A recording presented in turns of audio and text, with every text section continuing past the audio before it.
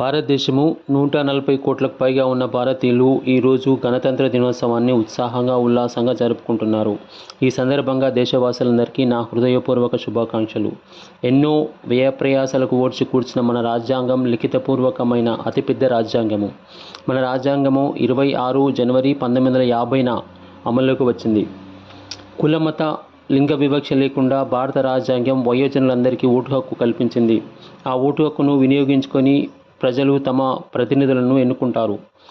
ఓటును నిర్బంధం చేయాలని నా కోరిక.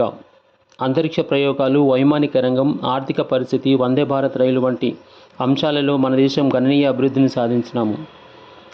అయినా విద్య, వైద్యం, అందరికీ జీవిత బీమా, గృహ అవసరాలు వంటి వాటిలో చాలా వెనుకబడి ఉన్నాము.